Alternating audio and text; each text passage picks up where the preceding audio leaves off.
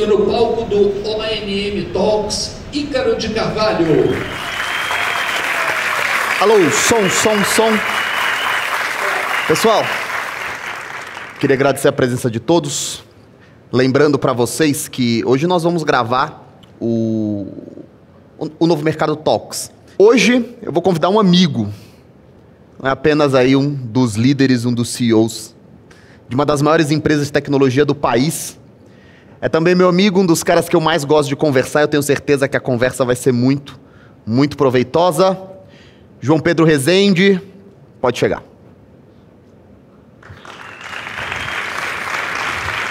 E aí? Boa noite, pessoal. É até estranho falar o seu nome inteiro, cara. É. Obrigado, ninguém me chama assim, cara. Nem minha esposa me Só chama quando assim. você faz coisa errada. É. Cara, muito obrigado. Nós vamos falar sobre o nosso mercado, nós vamos falar sobre a própria Hotmart, nós vamos falar sobre o mercado de creators e o mercado digital lá fora, nós vamos falar sobre o nosso atual momento da economia, sobre os desafios que as startups estão enfrentando. Então vamos lá. Primeira pergunta. Jota, hoje você está à frente de uma das maiores empresas do mercado digital do Brasil, uma das mais incríveis, uma das histórias de crescimento mais notáveis do nosso país, mas nem sempre foi assim. Eu queria que você começasse contando um pouquinho para o pessoal que está assistindo, para a plateia também. Como é que foi a tua história? Onde é que você estudou? Como é que você começou? Quais foram os seus primeiros trabalhos ou negócios? Que caminho que você trilhou até chegar aonde você está hoje, CEO do Hotmart? Onde é que eu estudei? Vamos voltar bem atrás, então, né? Mas eu sou um garoto do interior, vamos dizer assim, né? Cresci numa cidade muito pequena, 35 mil habitantes ali. Estudei lá a vida inteira no Colégio Batista e tudo mais. Depois fui para BH para poder fazer faculdade, porque não tinha universidade, né? Nessa cidadezinha. E fiz ciência da computação. Mas pro final da faculdade, eu ia lá para casa e o meu sócio também, o Matheus, né? A gente ficava sentado no sofá meio que pensando, cara, o que nós vamos fazer, cara? Eu ficava viajando, tentando inventar mil coisas, assim. E nessa época apareceu pra gente a ideia de criar alguma coisa de aplicativos móveis, né? Então, isso aí era 2004. Tava começando a ser um pouquinho mais viável usar a internet no celular, mas não tinha smartphone, não tinha... A gente chegou a fazer algumas coisas e tudo, mas nunca dava certo, porque a gente não sabia vender, cara. A gente não sabia marketing, comercial, nada disso. A gente tinha várias ideias de produto, sabia implementar, mas nunca ia para frente porque não sabia vender. Então a gente acabou tentando nesse período, a gente saiu da faculdade, montamos essa empresa, chamava Mobworks. Fizemos alguns aplicativos na esperança de criar um produto em cima desses aplicativos, mas, cara, assim, sabe o que é nada ir para frente? Foi meio isso. Era muito mais difícil do que eu imaginava, porque, cara, eu tinha que convencer a empresa primeiro a comprar aparelho, que tinha aplicativo e tal. Aí já não queria esse tipo de investimento. Mas não dá para fazer com SMS isso aí? Porra, a gente viu que a tecnologia não estava pronta para fazer o que a gente queria ainda. E a gente acabou mudando, falou, cara, o mobile não vai funcionar, eu acho que a gente está um pouco à frente, vamos mudar para web. Aí a gente mudou para fazer produtos, tecnologia web, e também tentamos criar várias coisas que não foram para frente porque a gente não sabia vender. Aí trouxemos novos sócios para o negócio, que teriam essa função. Já vou te fazer uma pergunta boa, cara. Boa pra mim, né? Porque eu tenho essa dúvida. Mas tá lá, você tá no teu negócio, tá tocando ele, você descobre umas dificuldades. Você não tá conseguindo vender. E como é que surge a ideia de, puta, eu vou trazer uns sócios novos pra cá? Você apresenta o quê pra esse cara? Qual é o showroom que você faz da tua ideia? Tô aqui com o negócio, não tô conseguindo vender, vou botar uns caras dentro aqui pra me dar um dinheiro. E essa pergunta que você me fez, provavelmente eu deveria ter feito a mim mesmo lá atrás, mas não fiz. Então foi meio assim, pô, não estamos conseguindo vender. Aí o Matheus, que é o meu sócio, falou, eu conheço uns caras aí Que conseguem vender. que sabem vender e tal. Falei, pô, então tá, vamos botar de sócio. Era óbvio que foi um desastre, né? Aí cada um foi arrumar um emprego, né? Que é o que tinha pra hoje. Brasil real. Brasil real, Brasil real. Assim, a gente, como tinha ainda o CNPJ funcionando, a gente não necessariamente foi para um emprego, mas a gente foi prestar serviço dentro de empresas, que é o famoso PJ, né? Então, mas a gente foi trabalhar em empresas de software. Então, eu fiz uma carreira aí durante alguns anos dentro de fábricas de software, né? Então, Você fazia o que lá? comecei como programador, quando eu saí eu era gerente. Mas foram, acho que 4 anos, talvez. Alguma coisa assim. Nesses 4 anos, na tua cabeça, você pensava, puta, cara, eu tô fazendo isso daqui provisoriamente, eu quero ter meu próprio negócio ou não? Teve um tempo que você foi meio... 100% do tempo. 100%. Eu tinha completa certeza de que eu ia tentar de novo, né? E durante esses 4 anos eu também... eu e o Matheus, a gente sempre tentou fazer as coisas juntos. A gente já tinha tentado fazer mais coisas que não deram certo também. Tipo, sei lá, desde importar eletrônico e revender, enfim.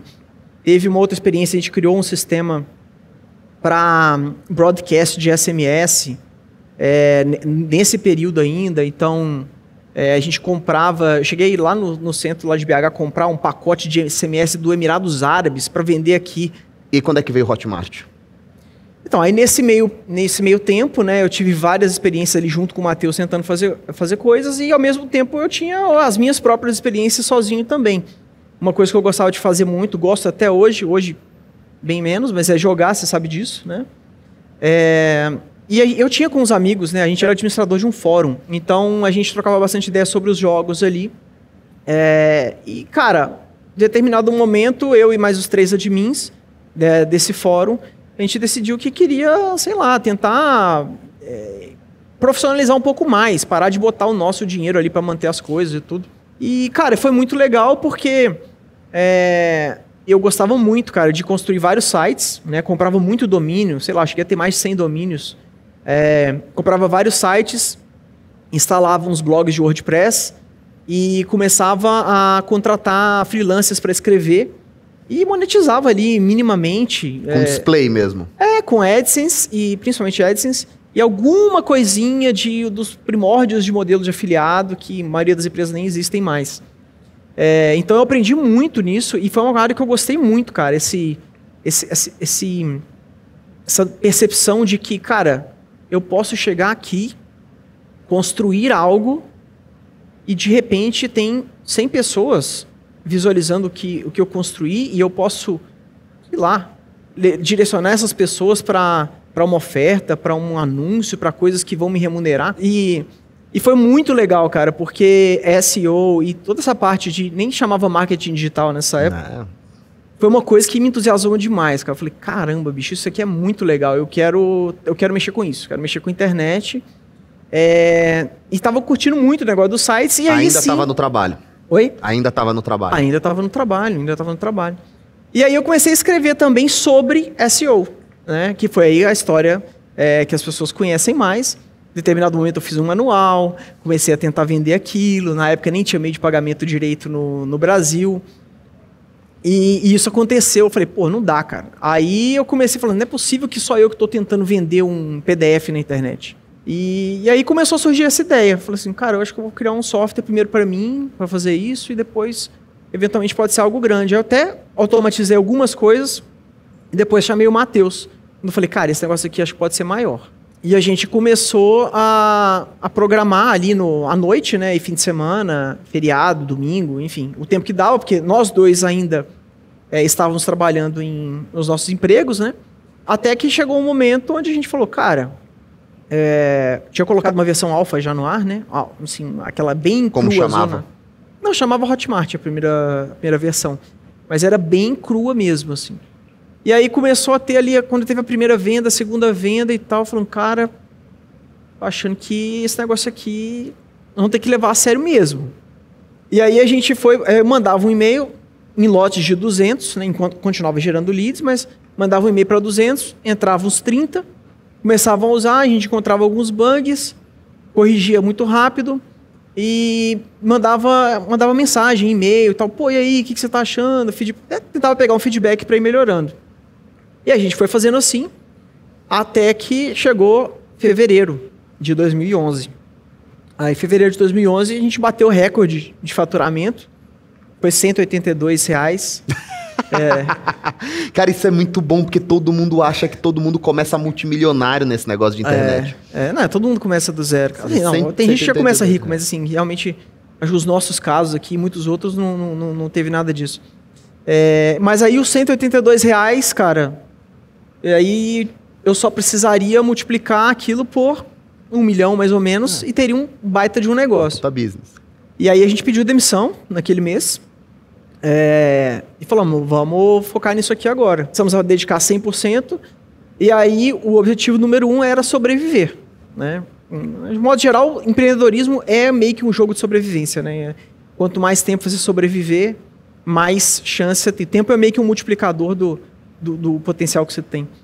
Então a gente tinha que sobreviver e alguma coisa tinha que acontecer em 10 meses, né? E aí, cara, de fato aconteceu alguma coisa, que eu acho que é o momento que a gente deu bastante sorte mesmo, né? Assim, não dependeu absolutamente nada de mim. Alguém dentro do Buscapé teve uma ideia de criar uma competição de startups. Foi a primeira competição, nunca tinha acontecido isso no Brasil. Foi a primeira competição de startups que aconteceu no nível nacional aqui. E, cara, era justamente na hora que a gente mais precisava. E aí foram 800 empresas competindo e a gente tinha que ganhar. E a gente ganhou. Só um ganhava? Não. Na verdade, era para ser só um, mas eles, no final das 800, sobraram 4. E eles quiseram investir nas 4. E nós fomos uma das 4 empresas investidas e as outras 3 já quebraram, já faz tempo. Então sobrou só a gente. Eles venderam, inclusive, a participação deles em 2013 ou em 2014. Eles já saíram também há bastante tempo. Venderam muito cedo, coitados. Perderam muito dinheiro também. Cara, seguinte. Bom, a partir daí o Buscapé teve um ponto de virada. Eles fizeram um investimento no teu business. Muita gente pode estar ouvindo aqui agora e tentando entender exatamente o que é o teu negócio. Explica rapidamente para as pessoas o que o Hotmart virou, o que ele faz hoje, como é que ele saiu daquela empresa de R$180 e se tornou hoje o principal player do mercado. Vocês têm muito tempo aí, não? São 11 anos, né, agora. Cara, a Hotmart é uma plataforma para quem quer construir um negócio digital. E o que significa isso? Como é que ele me atende? Basicamente, hoje a gente tem um mercado grande de criadores de conteúdo, que muitos deles querem transformar ali o que eles sabem, o conhecimento, a experiência, em um produto que tenha valor para o mercado, para poder vender. E quando a pessoa vai fazer isso, ela tem muitas necessidades de software para ajudar a vida dela ali. Tipo vender curso, vender aula. Vender curso, vender aula, vender comunidades pagas, vender eventos virtuais. Live que ficou gravada. Live que ficou gravada. Então, quando você vai comercializar algum tipo de conteúdo, você precisa de uma infraestrutura para isso, uma plataforma para poder fazer isso em escala, com segurança, e que não te faça ter que contratar um time de engenharia de 5 pessoas, né? No mínimo. Então, a gente oferece tudo isso para quem quer construir um negócio digital nesses moldes, né? Quando a gente fala sobre Hotmart, a gente fala muito sobre Creator Economy, né? Antigamente não tinha esse nome, agora já é um nome novo. É um nome mais fancy.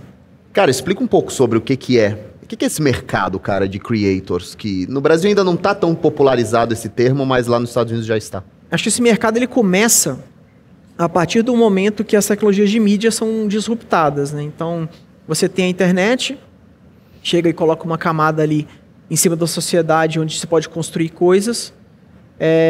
E algumas dessas coisas que foram construídas são plataformas onde qualquer um consegue publicar conteúdo, mandar uma mensagem, enviar um vídeo para que muitas pessoas possam consumir. E isso começou a mudar muito o cenário do que é a mídia, né, de modo geral, para a sociedade como um todo. Então, antes você tinha lá os grandes guardiões do que era, de quem tinha autorização para publicar alguma coisa. Você tinha as grandes revistas, as grandes televisões, as grandes rádios. E quando chegam redes sociais, plataformas como YouTube, Instagram, até motores de blog como o WordPress da vida, isso dá uma democratizada e todo mundo consegue começar a ter o seu próprio canal de televisão, a ter a sua própria revista, a ter o seu próprio rádio. E isso dá origem a isso que a gente chama de creator economy. Todo mundo consegue criar conteúdo e publicar para uma infinidade de pessoas consumirem, né? Então, um creator, basicamente, é alguém que usa sua criatividade para publicar conteúdo de diversos formatos para diversos públicos na internet. Mas as formas de monetização foram evoluindo e eu acho que a gente teve um papel importante para contribuir nisso também. Então, começou lá a monetização toda dos creators com banners, depois com AdSense, depois eles começaram a perceber que podiam ser marcas próprias e empresas poderiam, inclusive, criar os próprios produtos para venderem. E isso se tornou toda uma economia. Criadores de conteúdo que, a partir do seu conteúdo, movimentam dinheiro. Agora você começou a falar sobre um ponto, essa transição e evolução do mercado. Cara, mercado digital há 10 anos atrás era evento pequeno, todo mundo meio JP, meio Ícaro, meio ferramenteiro, tentando ganhar dinheiro nesse negócio, tentando entender como é que era. E, cara, na minha opinião, essa é uma opinião particular minha, alguns profissionais do mercado concordam, outros não concordam e tudo bem. Quando os influenciadores chegaram e descobriram que havia esse negócio de ganhar dinheiro pela internet, aí eu acho que o jogo mudou. Porque eles já tinham toda a audiência que eles precisavam. Hoje, você vê o Hotmart fazendo Fire para 4, 5, 6 mil pessoas. Você vê que o Hotmart cria diversos eventos que vão qualificando, entretendo, melhorando o nível de informação para a sua própria base. Cara, como é que você enxerga o próprio papel da tua empresa no desenvolvimento desse mercado? Assim? Como é que o Hotmart foi surfando por cada uma dessas etapas? Eu não acho que a gente foi surfando, eu acho que a gente foi meio que ajudando a construir mesmo, entendeu? A gente foi, em vez de surfar, acho que a gente foi construindo a onda, assim, junto com muita gente, né? Junto com gente como você, como o Érico, como o Wendel, como vários outros que, de uma forma, estimulam esse mercado a crescer, né? Como? Cara, a gente foi por uma via de tecnologia, eu quero chegar e oferecer o máximo de tecnologia possível para que seja simples construir um negócio desse, e a via de conhecimento, que é o que o novo mercado faz. E uma das ideias que a gente teve lá atrás para tentar mostrar mais para as pessoas o que estava acontecendo de fato, foi com o primeiro Fire, a gente fala, cara, a gente tem que pegar essas pessoas que estão fazendo esse tipo de negócio, esse tipo de empresa, e colocar no mesmo palco de pessoas que têm empresas tradicionais. Então, no primeiro Fire, você tinha Uber no palco, né? Você tinha, sei lá, eu não vou lembrar as empresas aqui, mas você tinha empresas do mundo real também no mesmo palco. Então, a ideia era, cara, se a gente colocar Ícaros junto com pessoas de negócios que todo mundo entende, respeita e vê que o negócio, isso aqui deixa de ser um negócio de nicho que ninguém leva a sério e passa a ser uma coisa de verdade. Cara, outro grande ponto de mudança foi a pandemia. E ela produziu em todos nós que trabalhamos com a internet sentimentos muito contraditórios. Você tinha, por um lado, todo o luto de uma tragédia que está acontecendo. Pô, as pessoas estão perdendo seus familiares, nós mesmos estamos perdendo nossos familiares. E, por outro lado, a pandemia trouxe uma aceleração, um crescimento de muitos e muitos negócios digitais sem paralelo. Como é que você vivia esse sentimento contraditório dentro da tua empresa? A pandemia alavancou o Hotmart também? Cara, foi um período muito difícil, cara. Assim, a gente cresceu muito, mas foi um período difícil de verdade, assim, tipo... Todo mundo em casa, ninguém entendendo nada. Porque eu tava, nessa época, cara, em fevereiro de 2020, eu estava em Nova York tentando comprar uma empresa. E eu cheguei lá no início de fevereiro, e assim, a gente ficava o dia inteiro no escritório de advogados, e eu olhava pra baixo, assim, pra rua, em Nova York, e, cara, caramba, bicho, pouco carro na rua, né? Meio filme de zumbi, né? Meio filme de zumbi. E os dias foram passando, até que chegou um dia que não tinha nada na rua. Eu olhei a rua e falei, meu Deus, velho. Eu saí do escritório esse dia, eu fui lá no Toro de Wall Street. Vazio. Ninguém. Eu tenho uma foto eu sozinho no Toro. Eu não sei se você já foi nesse Toro. Já é uma fila imensa. Mas não dá pra tirar foto no Toro. E eu tenho uma foto eu sozinho no Toro. Falei, cara, Nesse dia eu voltei, liguei pro Silver, que é o nosso chefe de tecnologia. Falei, Silver, bota todo mundo em casa. Assim, em 2 dias, mudou tudo. Trabalho remoto. Gente, cara, é isso aí. Ao mesmo tempo, a gente começa a ver os números reagindo. Tudo aumentou, né? Porque, assim, em determinado momento, aí já avançando um pouco mais, você tinha muito mais tempo de uso de internet das pessoas. Você tinha as pessoas com muito mais dinheiro para gastar na internet. Tempo, tédio, que é um grande fator de assim, compra. Aquela família que ia gastar 10 mil reais na viagem para a praia, não vai gastar. Então, tem 10 mil reais para fazer alguma coisa. Então, tudo começa, existe uma injeção de capital no mercado consumidor, que nem tem injeção de capital também, né, do próprio governo, mas é muito de um dinheiro que não estava indo mais para outros lugares. E aquilo vai para a internet, né? Então, a gente começa a ter um crescimento muito acima do que a gente esperava, o que, óbvio que para um negócio crescer muito é positivo, mas quando você... Igual, teve mês que a gente cresceu 5 vezes mais do que a gente tinha planejado. E isso, cara, é um caos.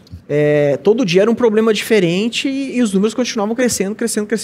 Caramba. Então foi muito surreal mesmo. Então foi um ano bem, bem difícil, cara. Assim, mas foi um ano onde esse mercado cresceu absurdamente porque tinha muito mais gente na internet, gastando mais tempo e com mais dinheiro para colocar. Cara, no meio disso, me corrija se eu estiver errado, o Hotmart acelera bem, desenvolve bem as suas frentes em outros países, né? Vocês continuam crescendo em outros países. Como é que vocês decidem para quais países vocês vão mirar os canhões?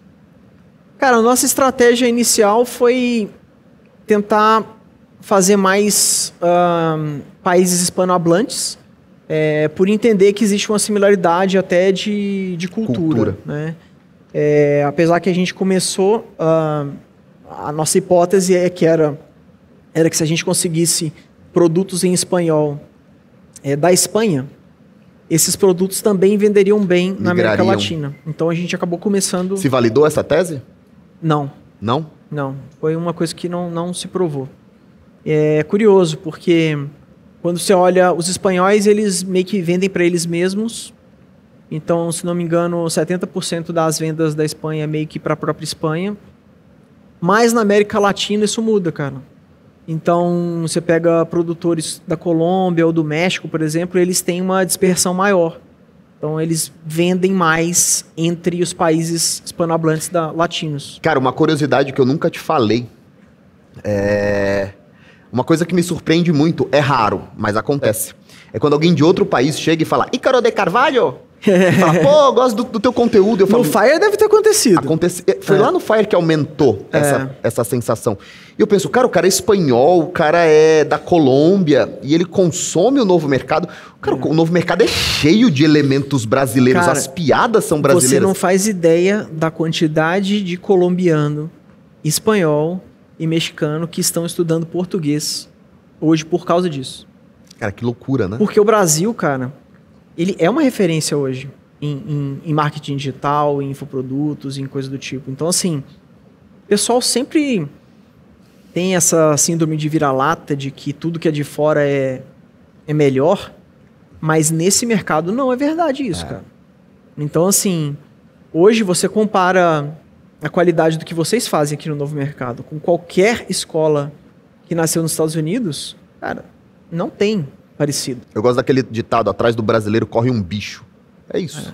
É isso. O cara tá sempre querendo sair de onde E eu acho que isso influencia no comportamento que vai para a internet também. Então você tem muito mais interesse em produtos que vão acrescentar alguma coisa para a carreira da pessoa, ou vão ajudar ela a construir um negócio, ou vão ensinar uma nova profissão, ou coisas do tipo, né? Cara, o crescimento do mercado trouxe a profissionalização do mercado. Hoje em dia o Hotmart tem o Galaxy, não é? São os 25 maiores produtores do mundo que estão dentro da plataforma. O Novo Mercado está entre eles. Cara, o que essas empresas tiveram que fazer Que negócio você viu que elas foram se tornando? Qual é o diferencial dessas empresas que estão no Galaxy para as outras que não estão?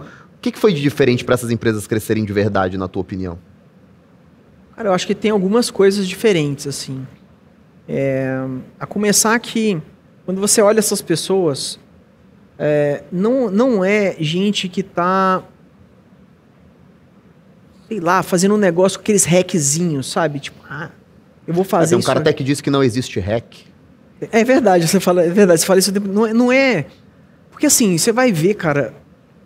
Tem gente que fala assim: eu fiz uma oferta black, eu fiz uma oferta. Cara, o que é isso, velho? Do que você está me falando? Essas pessoas não estão lá no Galaxy. Né? Eu fiz isso aqui. Se você fizer essa mutretinha aqui de nada aqui, cara, você vai conseguir faturar mais. Reduz o chargeback. Cara, essas pessoas não estão lá. Então, acho que começa com a pessoa querer construir um negócio de verdade, né? Baseado em princípios de ser uma empresa, né? Eu acho que depois, cara, entra um pouco da galera começar a montar essa estrutura de empresa. Tipo, entender que eu tenho que ter um time, eu tenho que contratar boas pessoas, eu não sou o melhor em tudo, né? E eu preciso focar onde eu gero mais valor. E acho que boa parte das pessoas que estão lá, para não dizer todas, 100%, elas já descobriram qual é a área da empresa que elas geram mais valor. E começaram a montar os times para cobrir as outras partes. Então, montar essa equipe, acho que é importante também. A outra coisa são produtos, cara. Assim, os produtos são bons, né? Você não consegue ficar muito tempo nesse mercado com um produto ruim. E acho que essas pessoas que estão lá, cara, elas fizeram esse jogo. Elas estudaram, elas trabalharam durante anos, elas reinvestiram, elas montaram equipe, elas criaram bons produtos, né? E elas se preocuparam durante todo esse tempo genuinamente em melhorar, né? O tempo inteiro melhorando, né? Então, acho que são características bem comuns que eu vejo em todo mundo que estava lá com a gente. Hoje, você como CEO, quais são os principais desafios de curto prazo e de médio prazo que o Hotmart enfrenta? São bem parecidos, cara, porque sempre passa por pessoas, eu acho. Assim, hoje, as coisas que eu faço dentro da empresa como CEO são através de outras pessoas, né? Então, você tem os C-level, você tem os chief de produto, chief de people, né, de pessoas, né, chefe de RH, chefe de produto, o vice-presidente de serviços financeiros e por aí vai. Então, eu garanti que essas pessoas que lideram essas áreas, essas unidades de negócio cruciais para a empresa tenham um time correto, consigam reunir as pessoas e apontar elas na direção correta, é uma das melhores coisas que eu posso fazer pela empresa hoje, né?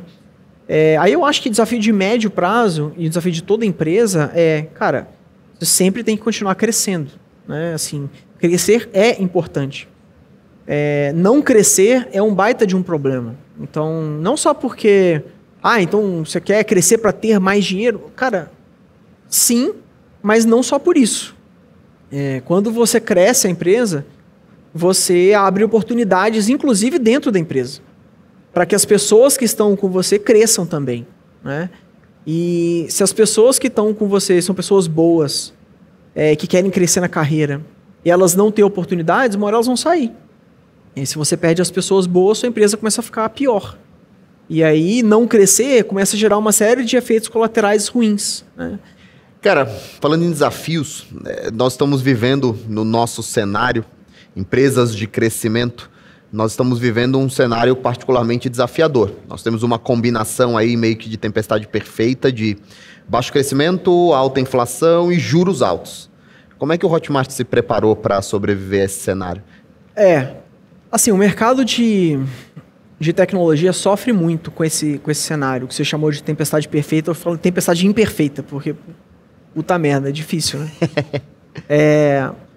Então, de fato, assim, tudo cai porque num cenário como esse, o dinheiro sai de empresas de crescimento, né? Porque apresentam mais risco, né?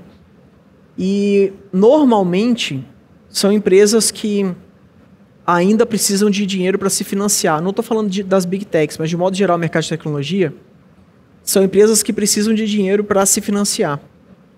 E quando você tem menos dinheiro disponível para essas empresas se financiarem, o risco aumenta ainda mais, né? Então, hoje, eu diria que uma startup que não consegue pagar as próprias contas tem um risco gigantesco, adicional ao risco do próprio negócio, do próprio cliente não gostar do produto, do próprio a oferta não encaixar com a demanda de mercado, né? Então, daí você vê várias empresas fazendo ajustes, inclusive na operação. O Facebook acabou de demitir 11 mil pessoas. A gente teve que fazer uma reestruturação onde 227 pessoas saíram também, né? Então, você chega num cenário onde você tem uma empresa que foi construída em termos de equipe, porque você nunca contrata depois que você cresceu, você contrata antes, né? Então, você tem uma equipe que é muito maior do que o crescimento que está à sua frente. É esperado. E aí você tem que ajustar, cara. E é uma coisa muito difícil. É muito difícil, porque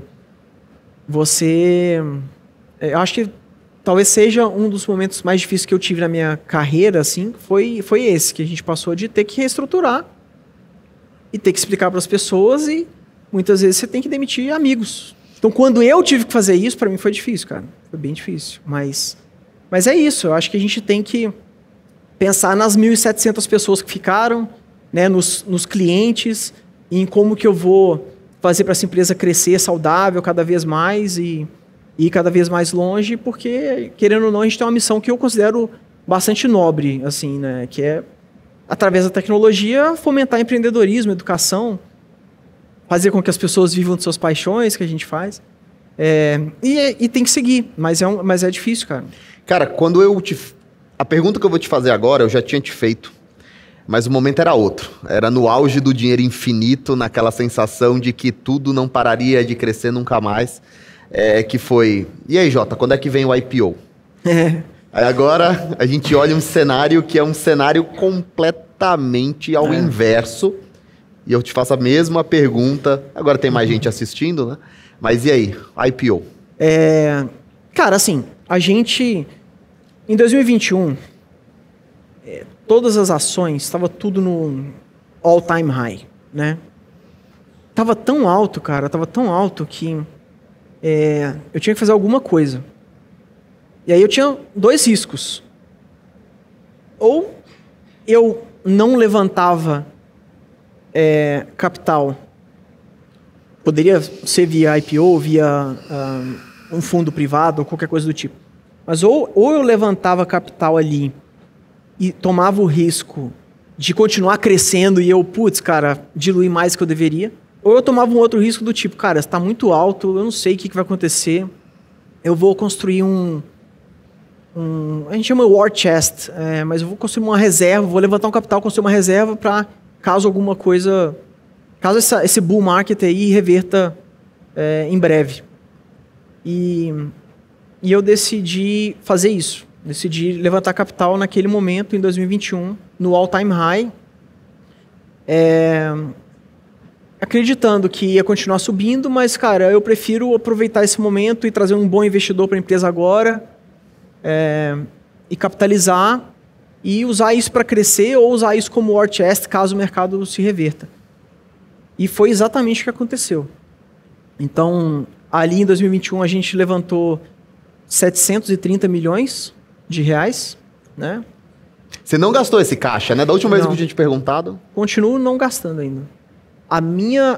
O que eu quero fazer agora eu prefiro manter isso agora e eventualmente usar numa oportunidade de M&A que surja ou alguma coisa parecida com isso, do que entrar numa jogada de crescimento agressivo, queimando caixa, ainda sem ter a certeza de qual é o tamanho do crescimento que a gente pode esperar para os próximos anos. Eu sei que vai vir crescimento, mas eu não consigo hoje ter uma estimativa tão certa quanto eu tinha em 2019, por exemplo. Cara, Agora eu tenho duas perguntas que eu tô tentando manter aqui em todas as entrevistas. É difícil arrancar essa pergunta, mas como eu sei que você é meu amigo e é meio low profile, não é tão gravatinha, eu acho que você vai responder, cara. Que concorrente você compraria se necessariamente ele fosse se tornar parte da sua carteira de aposentadoria, não é? Se você tivesse que comprar um concorrente... Se eu falar, já dobra o preço, pô. Ah, ninguém vai falar então, Então fala uma grande aí, não precisa falar diretamente, né? Empresas que eu admiro. Vou falar empresas que eu admiro. Fala, concorrente é o caramba. Mais um que eu não consegui. Mas, cara, a gente compartilha assim, muito isso, né? Então você sabe mais ou menos as empresas que eu admiro. Eu gosto de modo geral, eu gosto das Big Techs da Amazon, do Google, enfim, Facebook. Eu nunca vou comprar esses caras, obviamente, mas assim, acho que eles têm muita coisa para ensinar e como um investimento, acho que são bons investimentos também. Ainda, não sei se dá para chamar de Big Tech, mas, enfim, gosto muito da Tesla. E, cara, assim, de modo geral, eu respeito meus concorrentes, mas eu não gosto de dar mole para eles, não. Então, não vou fazer propaganda e nem vou falar qual que eu compraria. Sinto muito, gente, mas... Vamos lá. Um livro e um conselho que em algum momento da tua vida profissional provocaram uma mudança enorme. Um livro e um conselho? Cara, acho que livro... Foi um livro pouco conhecido, escrito pelo Steve Blank. Um professor de Stanford. Manual do Empreendedor? Livro de capa branca? Eu li esse livro. Um livro que chama The 4 Steps to Epiphany. Eu li também. Que é a metodologia de Customer Development. É o anterior a esse. Que é a base daquele outro livro, que esse ficou conhecido, que é o Lean Startup. Mas eu li, foi o 4 Steps to Epiphany, cara. Foi esse livro que me ajudou a lançar a Hotmart do jeito certo, eu acho. E um conselho? Você recebeu de alguém, não que você vá dar pra alguém. Cara, eu acho que meu pai, cara, eu sempre... E conselho tão simples, né? Tipo, eu acho que... O conselho que ele me deu foi sempre... Cara, se você trabalhar e estudar muito e sempre, você vai... Ele falava assim, você vai conseguir suas coisas. Eu fiz foi isso, cara, assim, sinceramente. Eu acho que deu um pouco de sorte também, né? Sei lá, se... o Romero Rodrigues lá e o Borges não tivessem inventado a competição do Buscapé, eu certamente não estaria aqui, porque já teria quebrado antes e a história seria outra. Pode ser que tivesse feito outra coisa, mas eu acho que sorte faz parte, assim, também, né? Eu acho, pra caramba. Acho que algumas coisas acontecem e você tem que estar preparado para aproveitar aquela oportunidade ali, né? E eu acho que o que te deixa preparado é estar trabalhando sempre no problema e estudando sempre, tentando melhorar. Pouca gente sabe, mas esse cara foi o primeiro cara que eu liguei quando apareceu um comprador para o novo mercado e ofereceu 6 milhões de reais pela escola. E eu lembro o que você me falou. O quê? Eu já nem lembro, mas minha memória é péssima. Não, eu lembro, você me falou assim, cara, quando eu comecei esse negócio aqui, se eu fizesse 10 milhões, eu parava. 10 milhões era o fim da minha vida. Felizão. Eu falei assim, ô Ícaro, eu acho que isso aí vai valer bem mais de 6 milhões. Eu acho que você não deveria vender agora. Não foi? Tu devia ter oferecido 7 e comprado. Mas eu não seria seu amigo, pô. A gente não seria amigo. Puta, cara, foi muito marcante. Eu agradeço muito, assim. Em alguns momentos muito, muito importantes, você sempre atendeu as ligações. E isso fez uma diferença enorme, cara. Enorme. E aproveito também, muito bom poder tornar público esse agradecimento também. Nós temos algumas perguntas, acho que são 2 ou 3, do pessoal aqui da plateia. Você topa responder? Sim. Então vamos lá. Boa noite. A minha pergunta é dos experts, né, que tem cursos na Hotmart, qual é a principal característica de tanto sucesso que eles fazem e por quê? Acho que a gente chegou a falar um pouco disso naquela pergunta dos top 25, né? Mas se eu puder complementar um pouco mais, eu acho que eles sabem construir e engajar uma audiência. 2, eles têm bons produtos, né? Assim, por quê? Porque se você tem um bom produto, isso te permite ficar no mercado. E o que vai te levar longe não é o seu primeiro lançamento. são múltiplos ao longo de muitos anos, porque você vai ter que fazer vários, você vai ter que aprender, você vai ter que melhorar. Nunca é o primeiro que dá certo, o segundo, o terceiro. São vários. E para você ter a chance de fazer vários, você tem que continuar no mercado. E eu acho que uma diferença muito grande, assim, é que esses experts... Onde é que tá a moça que fez a pergunta? Aqui. Eu acho que esses experts que vão crescendo, em algum momento eles decidem deixarem de ser influenciadores, comunicar no Instagram, fazer um arrasta pra cima, comunicar no Instagram, fazer um arrasta pra cima e virar empresa. Contratar CLT, contratar executivo, ir pro escritório, investir em equipamento, porque, estrutura. querendo ou não... Porque quem ficou só como influenciador foi engolido pelos outros. Exato. E aí hoje em dia o novo mercado consegue fazer o quê? Isso daqui por R$79. É muito difícil. Essas três coisas são as principais, assim, porque para ficar no mercado você tem que ter um bom produto, mas mais que isso, cara, você tem que... Eu acho que você tem que realmente gostar. A gente discorda disso. A gente discorda disso. Como assim, eu sempre... Você é um homem romântico em relação ao trabalho. Eu sou um homem prático. É que você não entende o quão diferente você é nesse ponto. Vamos ver. É que você é um cara que consegue resistir à dor muito mais do que uma pessoa comum. Quantas crianças tem na minha casa? Mas a maioria das pessoas não. Isso é verdade. Então, assim, se você tiver que ficar 6 anos sofrendo, trabalhando com uma coisa que você detesta... E pra academia. Você não dura, cara. Você não dura. Então, assim, eu acho mais fácil você chegar no longo prazo, que é onde estão as maiores recompensas, se você gostar do que você está fazendo. Próxima pergunta. Você comentou que se imaginava criando já algo, mesmo antes de concretizar uma ideia que seria a Hotmart. Então, eu tenho uma pergunta para ti. O que te guiava no dia a dia, lá, 2006, 2007...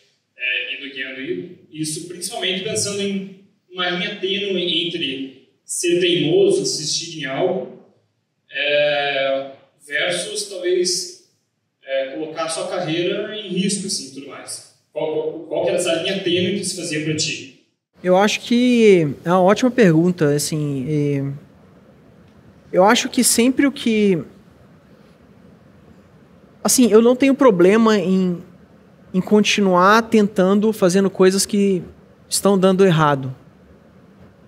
Desde que eu goste do que eu tô fazendo. É que essa que é a parada, entendeu? Então, assim, enquanto eu tava curtindo ali, eu ficava tentando, cara. E muitas vezes acho que eu fui teimoso, mas eu gostava.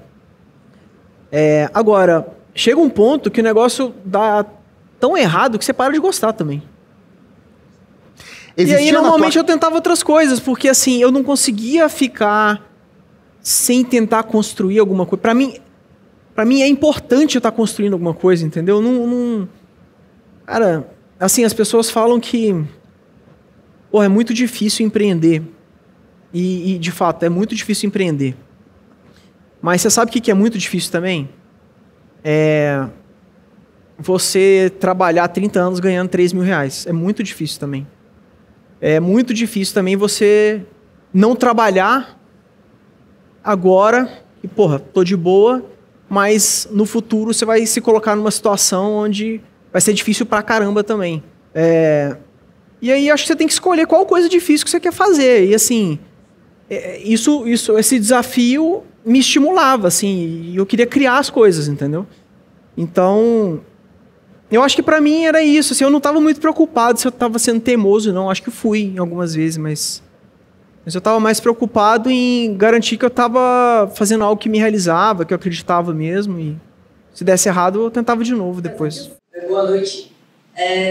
Gostaria de saber como, assim, alguns concorrentes cresceram muito, concorrentes não, mas pessoas no digital cresceram muito, e aí eu gostaria de saber como foi essa relação dos grandes players, né, para evitar a saída deles da Hotmart. Enquanto você gera valor para o seu cliente, cara, ele vai estar satisfeito e vai querer continuar usando. E acho que o valor vem de várias formas possíveis, né? Mas tem mais coisa também. É claro que uma coisa que a gente sempre fez e que eu acho muito... que faz muito sentido é o cliente se beneficiar do próprio tamanho dele. Então... o Ícaro, Ó, não vai falar dos meus números não, Não vou tem falar não, vou falar aqui. não. Isso aí, pô, cai até na LGPD lá, o GDPR, o compliance de tudo, se eu falar seu número aqui. Mas o Ícaro, por exemplo, o preço que a gente cobra dele é muito diferente porque ele tem o benefício da escala. Então, você vai se ajustando para que sempre haja valor sendo gerado também, né? Fora isso, eu acho que tem os benefícios que a gente conseguiu construir que não tem em lugar nenhum, né? Assim, o próprio meio de pagamento acho que é uma grande diferença, assim, não tem nada parecido, nem mesmo fora do Brasil hoje, com o que a gente fez lá. Então você pega grandes, não vou citar nomes, mas assim, acho que talvez um dia eu consiga citar nomes, mas você pega grandes players que inclusive fizeram essa opção de sair e montar um time de engenharia e que hoje já estão de volta e outros estão voltando, porque assim, é muito mais difícil do que parece você manter a empresa crescendo e girando, operando essas duas coisas ao mesmo tempo. Uma empresa de educação e uma equipe de tecnologia dentro para fazer um monte de coisa que já existe, né? Então, enfim, eu acho que boa parte dos clientes grandes que a gente tem é que eles já perceberam isso também, além dos outros benefícios. Né? Cara, quero já começar agradecendo pelo teu tempo, tua disponibilidade. Você veio lá de BH para cá. Então, muito obrigado mesmo. O que você falaria pro creator que está começando agora, pro cara que acabou de se cadastrar na Hotmart, pro cara que começou a assistir o Academy, pro cara que tá pensando, será que um dia eu vou conseguir vender mais do que os R$182? O que você falaria para esse pessoal? Que mensagem você deixaria? Esse é um mercado que é muito diferente, num sentido bom, né? Hoje, a escala que a internet tomou, assim, todo nicho se tornou viável. No mínimo, para você construir uma carreira, uma empresa, lifestyle, vamos dizer assim. No mínimo para isso. Mas a gente está vendo hoje, cada dia mais, cara, que as empresas estão chegando a 100 milhões de faturamento, 50 milhões de faturamento, 200 milhões de faturamento. Então, ele é um mercado, a internet permitiu isso, que todo nicho se tornasse viável para alguém que quer construir uma empresa digital. Então, a oportunidade está lá e está validada. O que a pessoa vai ter que fazer, cara, estudar e trabalhar todo dia. Mas eu trabalho no meu emprego 8 horas por dia, eu chego em casa cansado, eu vou ter que estudar e vou trabalhar. Assim, é difícil mesmo. Eu falei, mas tudo é difícil, entendeu? Eu acho que, de novo, o que você vai ter que escolher é qual que é a coisa difícil que você vai querer fazer pelos próximos 10 anos. Porque os 10 anos vão passar de qualquer jeito, né? Acho que você tem que escolher o que você vai fazer nos próximos 10 anos. Porque tá tudo aí. Meio que depende de você se colocar nisso e ir até o final. Cara, pessoal, palmas aqui para o nosso convidado. Bicho, cara, eu queria agradecer demais. Queria agradecer a presença do pessoal também, de todos vocês. Tem mais alguma mensagem? Não, então acho que é isso aí. Obrigado, pessoal. Espero que tenha valido a pena. Tinha um cara que me marcou no Stories, tava vindo de sei lá onde, uma cidade longe aí. Você, né? Eu falei, espero que valha a pena a conversa, né? Não sei, eu acho que... E aí, avisando o pessoal, eu vou rapidinho ali no camarim, vou só lavar o rosto. E depois, quem quiser tirar alguma fotinho, vai ter um lugar ali pra gente tirar uma foto. Depois a gente sobe. Tá bom. Não, meu voo é só amanhã, então tô...